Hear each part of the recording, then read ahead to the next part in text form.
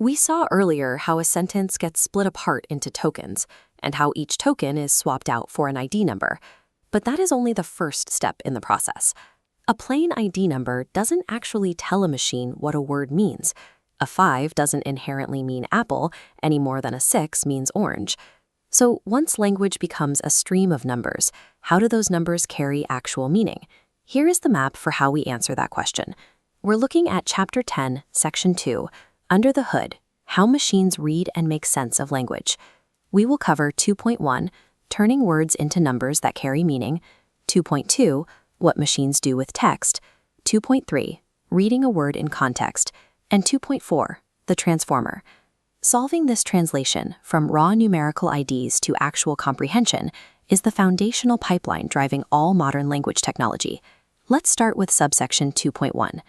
Modern natural language processing relies on an idea called a word embedding. An embedding represents a word as a long list of numbers. These numbers act like a set of coordinates, placing the word at a specific location inside a giant space of meaning. Take a look at this 3D grid representing a semantic map. Words that are used in similar ways end up near each other.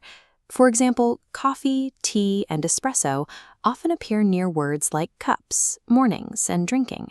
Because they appear in similar surroundings, the system places them close together. This reflects a key concept. A word is known by the company it keeps. On the other hand, a word like helicopter usually appears in entirely different types of sentences, so the machine plots its coordinates far away from the breakfast beverages. The machine builds these number patterns by observing enormous amounts of text, but this brings a clear risk. Human writing contains bias. If the training data connects certain jobs, traits, or roles with specific groups of people, the embedding absorbs and repeats that pattern. The system is simply copying relationships from the data, flawed human patterns included. Despite that cultural baggage, word embeddings allow machines to work mathematically with actual meaning, rather than just blindly matching exact keywords. Moving to subsection 2.2. That coordinate system of embeddings powers a set of common text processing tasks. First is text classification, which sorts a piece of text into a category, like your email client marking a message as spam or not spam. Then there is sentiment analysis. This judges the emotional tone of text, like rating a product review as positive or negative. It is incredibly useful for scanning thousands of customer comments at once, though it struggles with mixed feelings or sarcasm. For example, the phrase, "well, that was just perfect," could be sincere praise or a frustrated complaint. Named entity recognition picks out important details from ordinary sentences. It isolates people, places, organizations, dates, and amounts. This is exactly how your phone pulls an airline name and a flight time out of an email to offer a calendar update. You also have summarization, which shortens long text down to its key points, and translation, which converts text from one language to another. Defining these tasks demystifies the language apps on our devices. They are all executing different ways of querying the exact same underlying maps of data. Let's look at subsection 2.3. Early word embeddings had a distinct weakness. They assigned one fixed, meaning-based address to every word. But in human language, words change meaning depending on the sentence.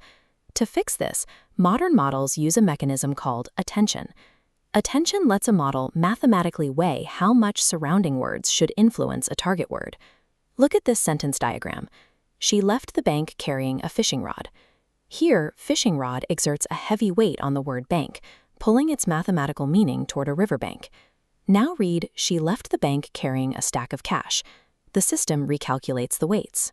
The word cash strongly connects to bank, shifting its color and meaning toward a financial institution. Behind the algorithm, autocomplete uses a small-scale version of this context-based prediction. When you type, "I'll see you at," your phone suggests home or work based on the words already typed. It is not reading your mind. It is calculating the most likely next word based on patterns from massive amounts of text. Attention takes us from a rigid, static dictionary to dynamic interpretation, giving machines a way to weigh intent based on context. Which brings us to subsection 2.4. In 2017, a new type of deep neural network was introduced, called the transformer. It was built entirely around this attention mechanism. Earlier language systems process text slowly, one word at a time in the order, often losing connections across long sentences. The transformer looks at all the words in a passage simultaneously. It uses attention to connect distant concepts across large amounts of text. We need to separate myth from reality here. The word attention does not mean the AI is consciously concentrating like the student in a classroom. There is no awareness inside the model. Attention is purely a mathematical operation, calculating which numbers matter most for the output. By combining the structure of deep neural networks with the mathematical weighting of attention, the transformer quickly became the undisputed engine driving nearly all modern language AI. Let's review the pipeline. Word embeddings give words meaning-based number patterns.